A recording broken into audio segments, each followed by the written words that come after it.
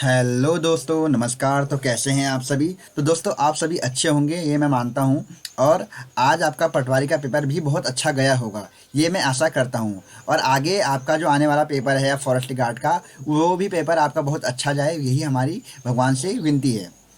ठीक है दोस्तों। तो दोस्तों, आज हम दोबारा से अभी ये जो पटवारी का पेपर हुआ था आज, तो उसको आज हम सॉल्व करेंगे। और इसको सॉल्व मैं अपने अपने वेग से कर रहा हूँ, मतलब कि ये जो आंसर की होगी मेरे अकॉर्डिंग होगी। ठीक है, कोई भी ये आयोग के द्वारा दी गई कोई आंसर की जो ऑफिशियल आंसर की नहीं होगी। ठीक है, जो ये यहाँ पर जो मैं सॉल्व कर रहा हूँ, ये पूरी की पूरी आंसर की मेरे अनुसार होगी। और अगर यहाँ पर मैं कोई भी गलती करता हूँ तो आप उसको क्वेश्चन को मुझे कमेंट कीजिए। उसके बाद मैं आपके उस आंसर को पिन कर दूंगा, या मैं खुद ही उसका आंसर वहाँ पे सही कर दूंगा और पिन कर दूंगा उसका आंसर। ठीक है दोस्तों। तो दोस्तों, आज हम शुरू करते हैं इस वीडियो को और सॉल्व करते हैं आज पटवारी के 2023 का पेपर। ठीक है, तो पहला आप हम पोर्शन करेंगे, हिंदी का पोर्शन करेंगे पहला वाला। ठीक, जैसा कि पहला क्वेश्चन दिया हुआ था, वागीश का संधि विच्छेद है। तो वागीश का संधि विच्छेद क्या होगा? वाक धन ईश, ये संधि विच्छेद होगा इसका। दूसरा क्वेश्चन है, अंग अंग खिल उठना, मुहावरे का अर्थ है। तो इसका मतलब क्या होता है? अत्यधिक प्रसन्न होना। ठीक हो गया। अगला क्वेश्चन है, तीसरा क्वेश्चन, पर उपदेश कुशल बहु तेरे, लोकोक्ति का सही अर्थ है। तो इसका मतलब क्या होता है? पर उपदेश कुशल बहु तेरे का अर्थ होता है कि दूसरे को सीख देना बहुत सरल होता है। ठीक हो गया। चौथा क्वेश्चन है, जिस सर्वनाम से वक्ता के पास या दूर की वस्तु के निश्चय का बोध होता है उसमें कौन सा सर्वनाम होगा, मतलब उसे क्या कहा जाता है और उसे कौन सा सर्वनाम कहा जाता है? तो उसे कहा जाता है हमारा निश्चयवाचक सर्वनाम। ठीक है। पांचवा क्वेश्चन है, जिस शब्द से किसी एक वस्तु या व्यक्ति का बोध हो उसे क्या कहा जाता है? ठीक है, तो मतलब जिस वस्तु से एक वस्तु या व्यक्ति का बोध है उसे बोलते हैं व्यक्तिवाचक संज्ञा। ठीक है। छठा क्वेश्चन है यहाँ पर, छठा क्वेश्चन होगा, सूर्योदय हुआ और कुहासा जा रहा। सूर्योदय हुआ और कुहासा जाता रहा में कौन सा वाक्य है? तो इसमें कौन सा वाक्य होगा? देखो यहाँ पर और आ रहा है ना, तो यहाँ पर क्या हो रहा है कि इसमें ये दो वाक्यों को जोड़ रहा है। ठीक है, तो इसका मतलब होगा ये संयुक्त वाक्य होगा। अगला सातवां क्वेश्चन है, सातवां क्वेश्चन होगा, कनक कनकते सौगुनी मादकता अधिकाय, या खाए बोराए जग वा पाए बोराए। इसमें कौन सा अलंकार होगा? देखो यहाँ पर अलंकार पूछा गया है। हर बार यूके यूके पीएससी का रिपीटेड क्वेश्चन है ये, और इसमें डायरेक्टली हमारा होगा क्या? यमक अलंकार। आठवां क्वेश्चन है, तीर शब्द का पर्यायवाची है। तो तीर शब्द का पर्यायवाची शब्द क्या होगा? तो तीर का देखो हमारा होगा यहाँ पर सर। सर भी होता है, नाराज भी होता है। ठीक है, ये सब हमारे के तीर के पर्यायवाची होते हैं। नौवां क्वेश्चन पूछा गया है, बर्बर शब्द का विलोम होगा। तो बर्बर का क्या होता है? सभ्य। ठीक है, बर्बर का विलोम क्या होता है? सभ्य होता है। ठीक। अगला यहाँ पर 10वां क्वेश्चन दिया गया है, अनाजी का विलोम है। तो अनाजी का विलोम क्या होगा? देखो, नियाजी बिल्कुल नहीं होगा, कामकाजी बिल्कुल नहीं होगा, तो यहाँ पर अनाजी का होगा फलाहारी। ठीक है। यहाँ पर 11वां क्वेश्चन दिया हुआ है, मंद गंध पुष्पमाल, पाट पाट शोभाश्री, पट नहीं रही है। इन पंक्तियों के रचनाकार कौन है? मतलब ये रचना जो किसने करी है, किसने करी है? तो ये करी है सूर्यकांत त्रिपाठी निराला जी ने। 12वां क्वेश्चन है, साहित्य लहरी किसकी रचना है? तो साहित्य लहरी जो हमारी रचना है ये हमारी है किसकी? सूरदास की। ठीक है, साहित्य लहरी। ठीक है। अगला क्वेश्चन है यहाँ पे 13वां क्वेश्चन है, निम्नलिखित में से इलेक्ट्रॉनिक मीडिया के अंतर्गत क्या नहीं आता? तो क्या नहीं आएगा इसमें? देखो यहाँ पर साफ साफ लिखा होगा क्या नहीं आता। अगर आता पूछता तो अलग बात है, लेकिन नहीं पूछा हुआ है। देखो, रेडियो हमारा इलेक्ट्रॉनिक मीडिया में आता है, टेलीविजन आता है, इंटरनेट भी इलेक्ट्रॉनिक मीडिया में आता है, लेकिन हमारा समाचार पत्र किस में आता है? मुद्रित मीडिया के अंतर्गत आता है। ठीक है, प्रिंट मीडिया में आता है। ठीक है, हमारा समाचार पत्र। 14वां क्वेश्चन है, कठिनाई शब्द में प्रयुक्त प्रत्यय कौन सा होगा? तो कठिनाई में कौन सा प्रत्यय होगा? हमारा कठिन धन आई, कठिनाई होगा ना, कठिन धन आई होगा। ठीक है, कठिनाई आई प्रत्यय होगा। कीर्ति का विपरीतार्थक शब्द कौन सा है? तो 15वां क्वेश्चन क्या है? कीर्ति का मतलब विलोम शब्द होगा, तो वो कीर्ति का होता है अपकीर्ति। ठीक है, कीर्ति सुकीर्ति सुकीर्ति सब हमारे क्या होते हैं? ये इनके हमारे पर्यायवाची शब्द हो गए। ठीक है। 16वां क्वेश्चन है, महर्षि का सही विच्छेद होगा। तो महर्षि का सही विच्छेद क्या होगा? महाधन ऋषि, ये वाला होगा महर्षि। ठीक है, महर्षि का हमारा हो गया ये वाला। अगला क्वेश्चन है 17वां क्वेश्चन क्या है? शुद्ध शब्द का चयन करें। देखो, इनमें से कौन सा शब्द अनुकूल जो लिखा गया है, कौन सा सही लिखा गया है? तो इनमें से देखो ABCD में से हम चूज कर लेंगे। तो यहाँ पर लिखा गया है 17वां क्वेश्चन, 17वां जो है 17वें का सी आंसर सही होगा। 18वां है, इनमें से वर्तनी की दृष्टि से शुद्ध शब्द कौन सा है। देखो संसारिक लिखा हुआ है, साप्ताहिक लिखा हुआ है, साप्ताहिक लिखा हुआ है, पारिवारिक लिखा हुआ है। इनमें से कौन सा जो लिखा गया है शब्द वो सही लिखा गया है, तो साप्ताहिक सही लिखा गया है। देखो पारिवारिक नहीं होती, पारिवारिक होता है, ठीक हो गया। संसारिक नहीं होता, सांसारिक होता है। सा आएगा, सौ पर आ की मात्रा आती है, ठीक है। 19वां यहाँ पर क्वेश्चन दिया गया था हिंदी का, वो दिया गया था सरकारी या स्वायत्त शासी निकायों या संस्थानों के निर्णय, प्रतिवेदन आदि को जब जन साधारण के सूचनार्थ समाचार पत्रों द्वारा प्रकाशित एवं प्रसारित किया जाता है तो उसे क्या कहा जाता है। तो उनमें से इसको क्या कहा जाता है, प्रेस विज्ञप्ति कहा जाता है। देखा होगा ना हमने, प्रेस विज्ञप्ति आती है समाचार पत्रों में, बहुत सारी चीज़ों में जब निकलती है, जब कोई भी जॉब निकलती है, कुछ भी अगर हमको निकालना होता है तो वहाँ पर हमारा क्या आता है, प्रेस विज्ञप्ति आती है। हिंदी का अंतिम क्वेश्चन था कि अल्प विराम का उपयोग वाक्य के किस खंड में किया जाता है। तो अल्प विराम कहाँ पर आता है, देखो साफ साफ यहाँ पे दिए गए हैं ऑप्शन, अंत में, मध्य में, प्रारंभ में, कहीं भी। तो आपको पता है ना कि अंत में तो कोई भी चिन्ह का प्रयोग नहीं किया जाता है, देखो मतलब पूर्ण विराम का नहीं किया जाता है, तो यहाँ अल्प विराम को तो बिल्कुल भी नहीं किया जाता है, ठीक है। तो यहाँ पे कहाँ पे किया जाता है, प्रारंभ में नहीं किया जाता है, अंत में नहीं किया जाता है। अंत में तो हमारा पूर्ण विराम लगता है, तो मध्य में हमारा क्या होता है, अल्प विराम का प्रयोग किया जाता है। तो दोस्तों यहाँ पे हमने हिंदी के 20 क्वेश्चन कर लिए हैं और आगे अब हम आगे को करेंगे पेपर। और यहाँ पर हमारे दोस्तों ये जो हम अभी क्वेश्चन कर रहे हैं पटवारी के, बहुत ही इंपॉर्टेंट क्वेश्चन है आगे के आने वाले पेपर्स के लिए, ठीक है। तो आप इसे ध्यानपूर्वक देखिए, क्योंकि आपको अगर इस पेपर को लगाएंगे ना तो आपको पता लग जाएगा कि पिछले जो अभी कुछ पेपर पीछे के हुए थे ना, अभी लोअर पीसेस का एग्ज़ाम हुआ था, अपर पीसेस का एग्ज़ाम हुआ था और एआरओ का एग्ज़ाम हुआ था, तो वहाँ से क्वेश्चन डायरेक्ट यहाँ उठाए गए हैं इस पेपर में। तो इसलिए इस पेपर को आपको ध्यान से देखना है और इसे पूरा सॉल्व करना है, ठीक है दोस्तों। आगे सॉल्व करते हैं इसको। देखिए यहाँ पे 21 क्वेश्चन दिया हुआ है, एक व्यक्ति एक विशिष्ट स्थान से 1 किलोमीटर पूर्व जाता है, उसके पश्चात 5 किलोमीटर जाता है दक्षिण की ओर, फिर 2 किलोमीटर पूर्व की ओर तथा अंत में 9 किलोमीटर की ओर चलता है। वह प्रारंभिक स्थान से अंतिम स्थिति तक कितने दूर है। तो मैं आपको बता दूं यहाँ पे साफ साफ कि इसको मैंने सॉल्व किया तो इसका सीधी सीधी यहाँ पर क्या लग रहा था, पाइथागोरस प्रमेय लग रही थी यहाँ पर, ठीक है, पाइथागोरस प्रमेय लग रही थी, ठीक है, ये वाली। तो यहाँ पे सीधे सीधे इसका आंसर मैं बता दे रहा हूँ, क्योंकि यहाँ पे क्या हो रहा था, ये 3 इधर को गया था और 4 इधर को गया था, तो यहाँ पर डायरेक्ट 3 का स्क्वायर प्लस 4 का स्क्वायर तो करेंगे, उसको आ जाएगा हमारा क्या, 3 3 9, 4 को 16, 16 9 25 और 25 का रूट होता है हमारा कितना, 5 किलोमीटर। तो 5 हमारा हो जाएगा इसका आंसर, ठीक हो गया। अगला 22वां क्वेश्चन था, वर्ग में प्रत्येक पंक्ति या स्तंभ में संख्याएं एक नियम के अनुसार लिखी गई हैं, विलुप्त संख्या ज्ञात कीजिए। बहुत ही अच्छा क्वेश्चन पूछा गया था ये, ऐसा ही क्वेश्चन ठीक हमारा पुलिस कांस्टेबल के एग्जाम में भी पूछा गया था। देखो क्या कर रखा है इसने, यहाँ पर पूछा है कि यहाँ पर कौन सी संख्या आएगी, तो कुछ भी नहीं करना है। क्या कर रखा है इसने, देखो यहाँ पे क्या कर रहा है, क्या बोलते हैं, यहाँ पे क्या करा पता है आपको, यहाँ पे इन दोनों को जोड़ रखा है, 11 और 5 16, और 16 में से इसने फिर क्या कर रखा है, यहाँ 16 में से इसने क्या कर रखा है कि क्या कर रखा होगा इसने, यहाँ पर जोड़ रखा है और फिर घटा रखा है, ठीक है, इन दोनों को जोड़ रखा है फिर इसको घटा रखा है, तो यहाँ पर वही संख्या आ जाएगी। जैसे हमने यहाँ बताएंगे आपको, देखो 4 और 3 7, ठीक है, इन दोनों को जोड़ा और 11 में से घटा दो, 7 में से 11 घटा, 11 में से 7 घटाए तो आंसर आएगा 4। तो वैसे ही हमने यहाँ पे क्या करना था, इन दोनों को जोड़ेंगे, ठीक है, हो गया, इन दोनों को, सॉरी ऐसे नहीं होगा ये, डायरेक्टली बताओ कैसे होगा ये, 5 का स्क्वायर 5 बचा 25, देखो यहाँ को बनेगा ये गलत हो रखा है यहाँ पे, इधर को नहीं होगा ये कहाँ को होगा, देखो यहाँ को, इसका डायरेक्ट स्क्वायर करना और फिर जोड़ देना। देखो मैं आप बताऊँगा कैसे होगा है, सॉरी यहाँ पर गलत कर दिया था मैंने, मैं आपको सही से बताऊँ कैसे होगा, इसमें कुछ भी नहीं होगा। देखो यहाँ पे 5 का स्क्वायर 25 होगा, 5 का स्क्वायर और प्लस का 3, 25 और प्लस 3 28। वैसे यहाँ पर देखो 11 का स्क्वायर 11 का स्क्वायर तो हमारा 121, 121 में हमने 4 जोड़ा 125। तो वैसे हम यहाँ पे क्या करें, 9 का स्क्वायर 9 में 81, 9 का स्क्वायर और 9 का स्क्वायर 81 और 81 प्लस 11 इक्वल टू 92। इसका आंसर क्या हो जाएगा, 92 हो जाएगा, 81 और 11 92।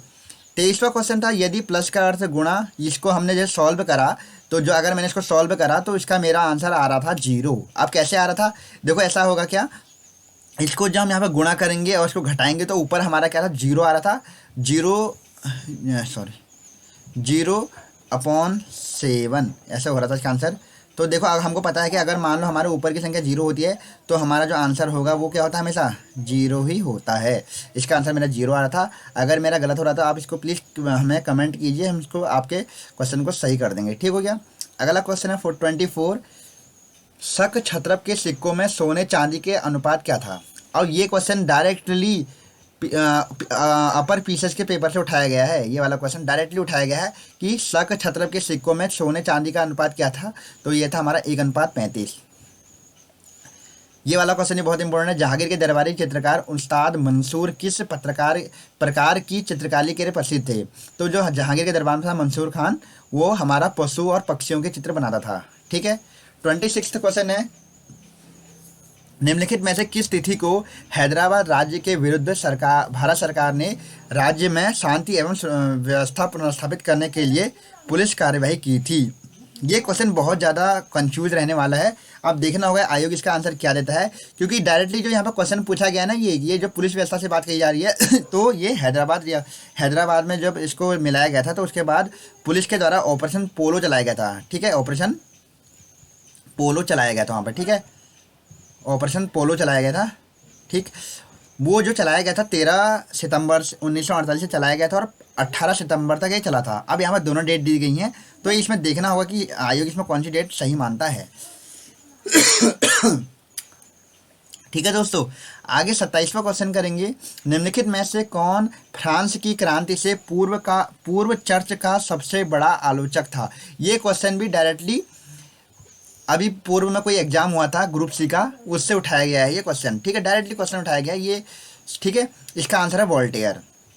अगला है क्वेश्चन, लूनी नदी निम्नलिखित में मानसून के समय किस में गिरती है। तो आप सभी को पता होगा कि लूनी नदी जो है कच्छ के रण में गिरती है। तो यहाँ पे दिया नहीं है, तो यहाँ पर आंसर होगा हमारा अरब सागर में। ठीक है, पश्चिम की ओर ये प्रवाहित होती हैं और पश्चिम की ओर सारी की सारी ये गिरती हैं। ठीक हो गया। लूनी नदी कहाँ गिरती है, अरब सागर में। निम्नलिखित में से कौन सीपीयू और मेमोरी के बीच डेटा आदान प्रदान करने के लिए बस नहीं है।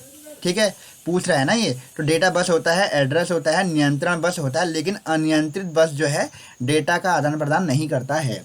ठीक है।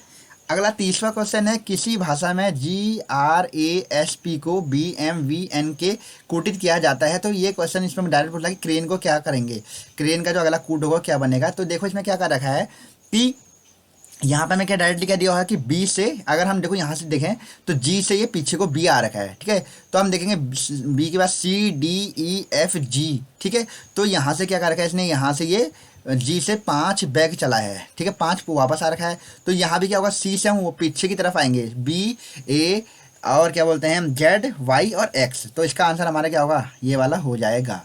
ठीक है दोस्तों, 31वां क्वेश्चन, निम्नलिखित श्रेणी में कितने पद हैं। देखो इसके आंसर, देखो यहाँ पे जो पूछा गया कि पदों की संख्या पूछी गई है। ठीक है, डायरेक्टली यहाँ पे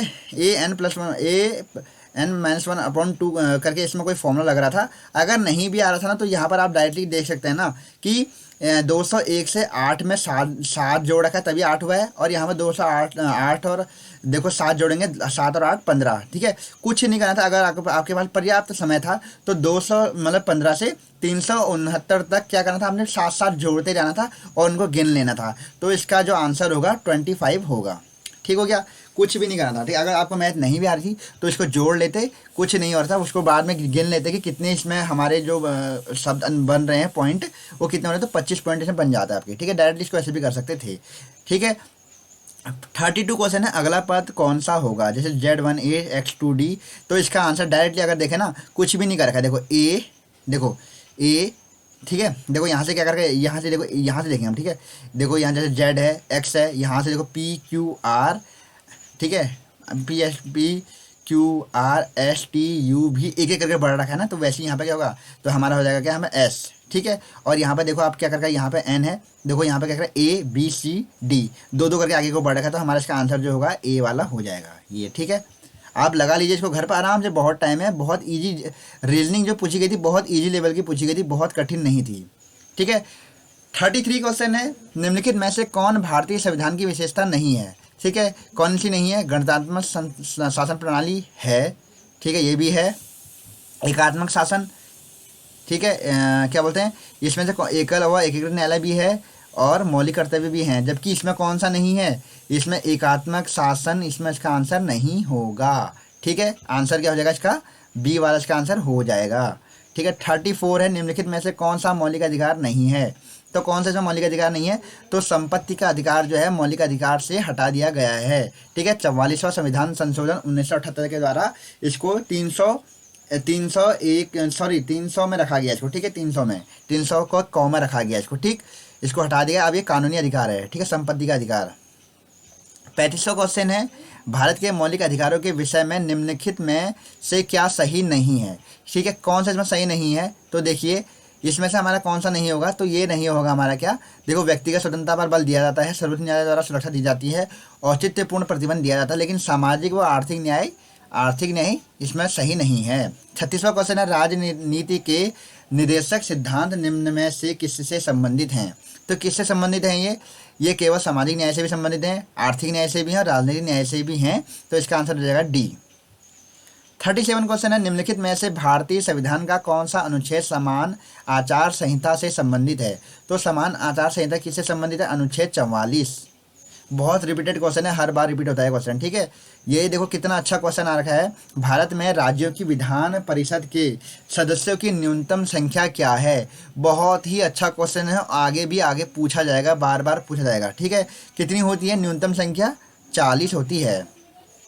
ठीक है, और अगर मैं यहाँ पूछ दूँ कि विधानसभा में कितनी होती है न्यूनतम संख्या, तो उसकी कितनी 60 होती है, ये ध्यान रख लेना आप। ठीक है, अब पूछता है कि हमारे 39वां क्वेश्चन क्या है, बंदी प्रत्यक्षीकरण निम्न में से किसके द्वारा जारी किया जाता है, तो बंदी प्रत्यक्षीकरण सुप्रीम कोर्ट भी जारी कर सकता है और हाई कोर्ट भी जारी कर सकता है, तो इसका आंसर होगा क्या, डी, ए, बी दोनों। ठीक हो गया।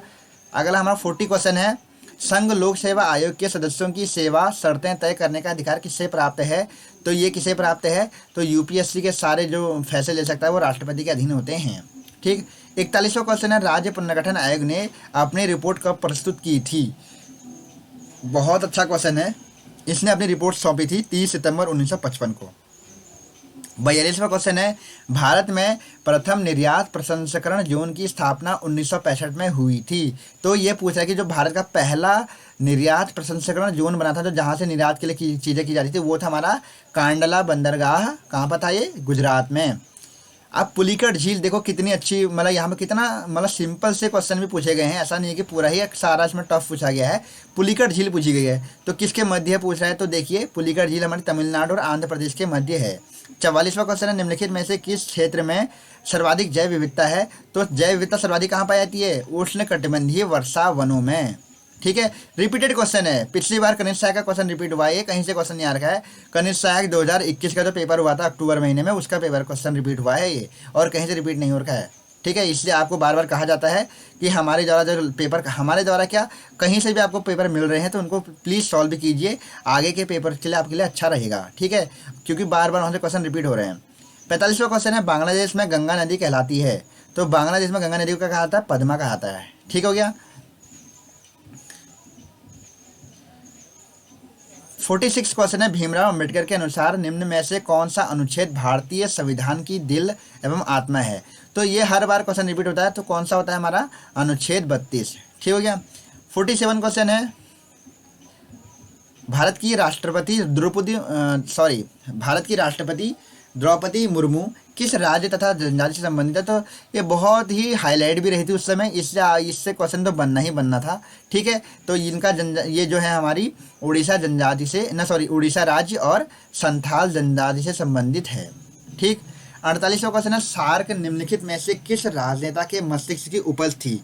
ठीक है, बहुत ही अच्छा क्वेश्चन आया हुआ है, तो सार्क किसका था, ये जिया उर रहमान के दिमाग की उपज कही गाया गया था इसको। ठीक है, जिया उर रहमान। ठीक, अगला क्वेश्चन है, निम्नलिखित में से किस तिथि को संयुक्त राष्ट्र महासभा ने मानव अधिकार आयोग स्थापित करने का प्रस्ताव पारित किया था, तो क्वेश्चन पूछ रहा है कि प्रस्ताव पारित किया था, तो प्रस्ताव का पारित किया गया था, तो आप इसको अगर आपको नहीं आ रहा था तो यहाँ पर थोड़ा गैस भी कर सकते थे, क्योंकि जो हमारा 15 मार्च है ना, 15 मार्च को इसको हम कर सकते थे। ठीक है, क्या मानव अधिकार आयोग, ठीक हो गया, 15 मार्च 2006 को। ठीक, निम्नलिखित में से एक विश्व जैव विविधता का हॉटस्पॉट है, तो इनमें से कौन जैव विविधता का हॉटस्पॉट है, तो वह है हमारा पश्चिमी घाट। ठीक हो गया। देखो यहाँ के हमने पहले 50 क्वेश्चन लगा लिए हैं, आगे को हम इसको पूरा करते हैं अभी। 51 क्वेश्चन है, कौन सा सूक्ष्म जीवी बीटी कपास के उत्पादन से संबंधित है? तो इसका आंसर क्या हो जाएगा? बैक्टीरिया। ठीक है, बैक्टीरिया इसका आंसर हो जाएगा। 52वां क्वेश्चन है, पादप जगत का सबसे बड़ा फूल है। बहुत ज़्यादा इंपॉर्टेंट क्वेश्चन, ठीक हो गया, इसमें पूछा गया है ये। इसका आंसर होगा रेफ्लेशिया। ठीक है, रेफ्लेशिया। 53वां क्वेश्चन है, जब जीवमंडल मानव वर्चस्व वाले वातावरण में बदल जाता है तो उसे क्या कहा जाता है? तो देखो क्वेश्चन बहुत ज़्यादा घुमा के पूछा गया है, तो उसे बोला जाता है क्षोभ मंडल। ठीक हो गया, मैं डायरेक्टली बोलता कि जहाँ पर जीवमंडल है वहाँ किसे कहते हैं? क्षोभ मंडल कहते हैं। 54वां क्वेश्चन है, कौन सा जैविक नाइट्रोजन स्थिरीकरण से संबंधित है? तो कौन सा जैविक होगा इसमें से? नीला हरित शैवाल, नील हरित शैवाल। ठीक हो गया। यहाँ पर 55वां कंप्यूटर से क्वेश्चन पूछा गया कि वोलेटाइल मेमोरी कौन सी होती है? तो रैम हमारी क्या होती है? वोलेटाइल मेमोरी होती है, जबकि रोम हमारी नॉन वोलेटाइल मेमोरी होती है। समझ रहे हैं आप? रैम हमारी वोलेटाइल मेमोरी, जबकि रोम हमारी नॉन वोलेटाइल मेमोरी होती है। आगे के पेपर में पूछ सकता है फॉरेस्ट गार्ड में, रोम क्या है? नॉन वोलेटाइल मेमोरी है। 56वां क्वेश्चन है, निम्नलिखित में से कौन इंटरनेट सुरक्षा से जुड़ा हुआ है? तो फायरवॉल का संबंध किससे है? इंटरनेट सुरक्षा से है। 57वां क्वेश्चन है, निम्नलिखित में से कौन सा मानव पूंजी का एक स्रोत नहीं है? बहुत ही अच्छा क्वेश्चन और बहुत ही हाई लेवल का क्वेश्चन है ये। ठीक है, देखो स्वास्थ्य में निवेश मानव पूंजी का उदाहरण है, अंतः कार्य प्रशिक्षण है, शिक्षा में निवेश मानव पूंजी का उदाहरण है, जबकि कर्मचारी को दिया गया ऋण क्या है? नहीं है। ठीक हो गया। विश्व फार्मा उत्पादन में मात्रा के आधार पर भारतीय फार्मा उद्योग का स्थान कौन सा है? तो इसमें कौन सा स्थान होगा? देख लीजिए आप इसका क्वेश्चन का, अगर मैं अब इसका आंसर अपने हिसाब से दूसरा दे रहा हूँ।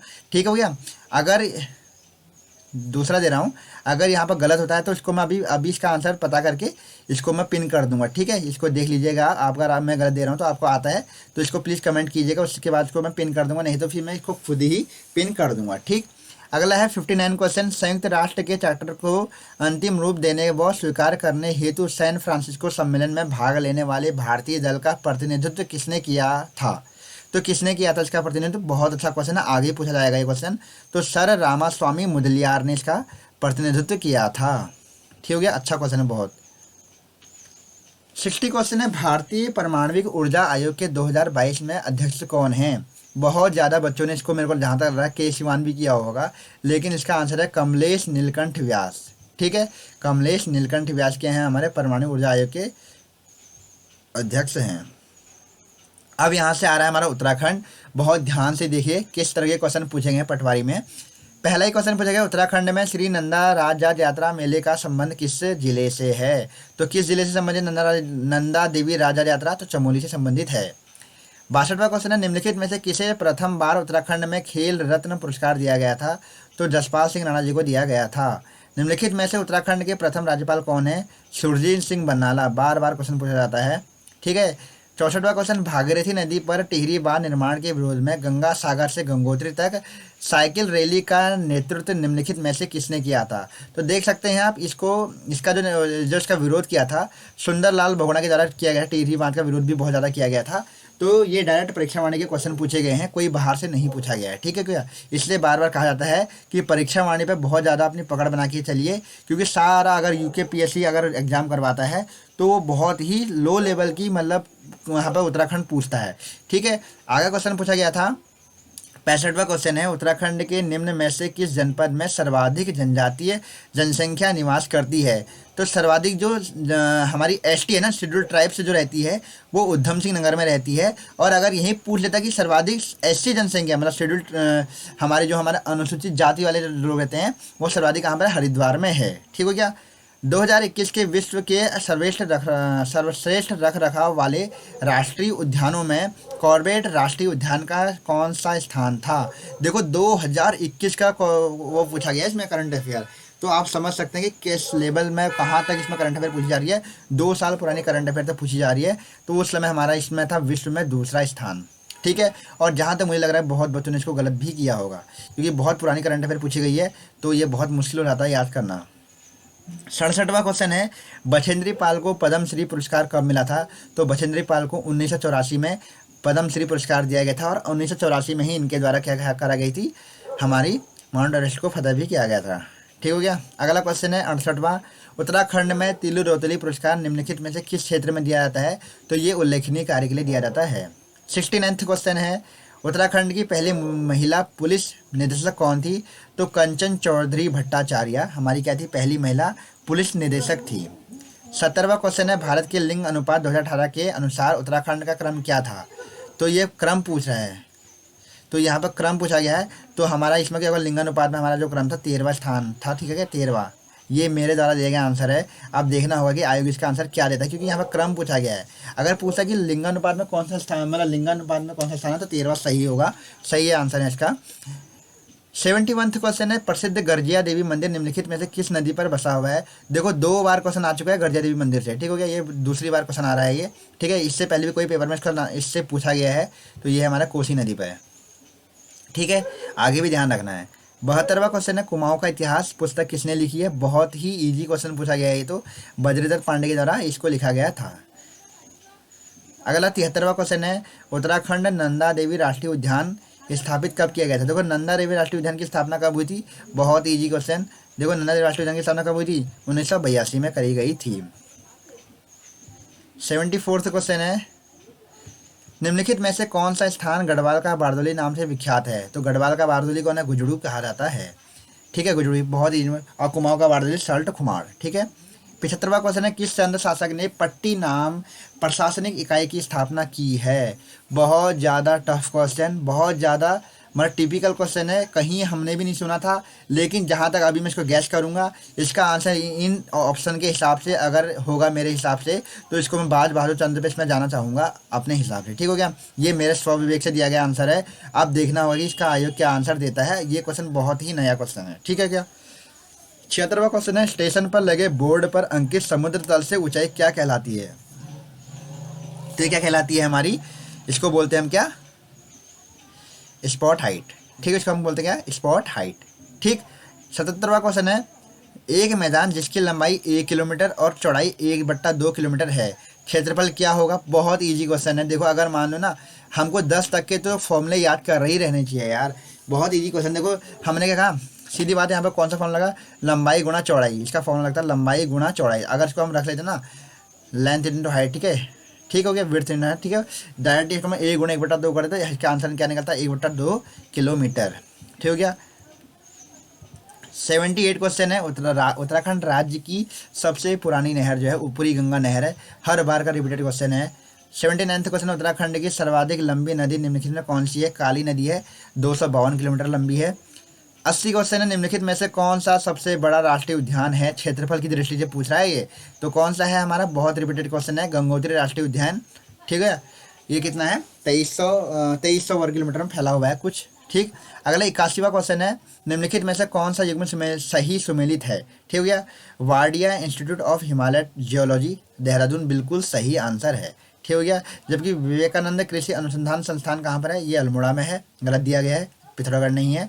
भारतीय सैन्य अकादमी देहरादून में है। High altitude plant physiology research centre कहाँ पर है? तो ये हमारा गलत दिया गया है, यहाँ पर भी ये कहाँ पर दिया गया है, ये श्रीनगर पौड़ी गढ़वाल में है, ठीक हो गया। अगला क्वेश्चन है 82 क्वेश्चन, टॉन्स निम्नलिखित में से किसकी सहायक नदी है? तो टॉन्स जो है यमुना की सबसे लंबी सहायक नदी है, ठीक है, और यमुना से 2 गुना ज़्यादा, मतलब 2 गुना जल लाती है टॉन्स नदी, ठीक हो गया।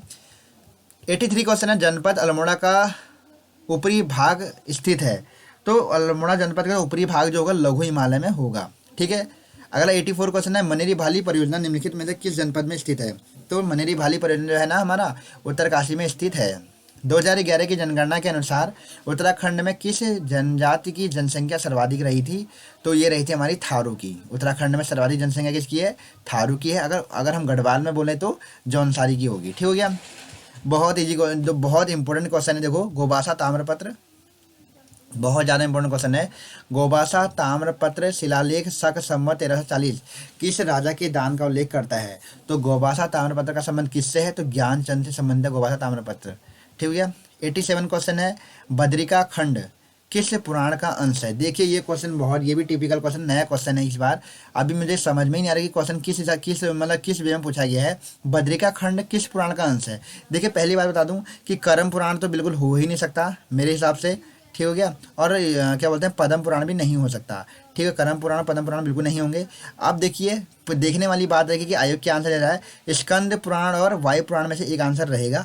देखने वाली बात होगी कि किस कौन सा, जहाँ तक मुझे लग रहा है कि स्कंद पुराण इसका आंसर दे देना चाहिए इस आयोग को, ठीक है, या तो फिर क्वेश्चन डिलीट होगा।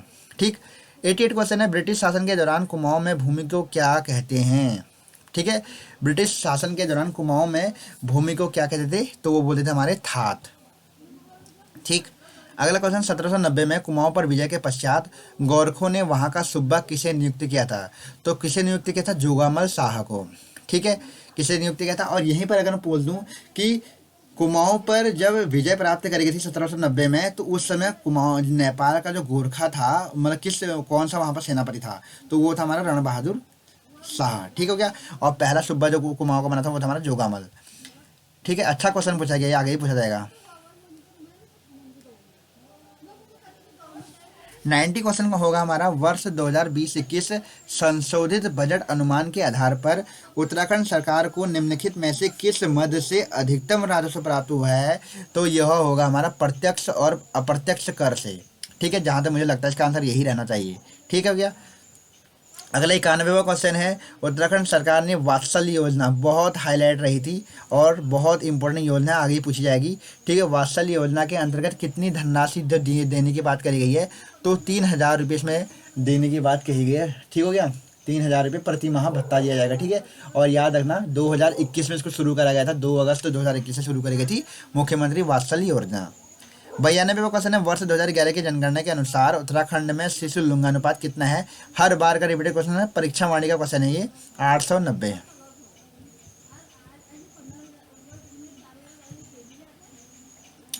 93वां क्वेश्चन है, पलायन की समस्या के निराकरण हेतु उत्तराखंड सरकार द्वारा पूर्व में गठित आयोग का संशोधित नाम क्या रखा गया है।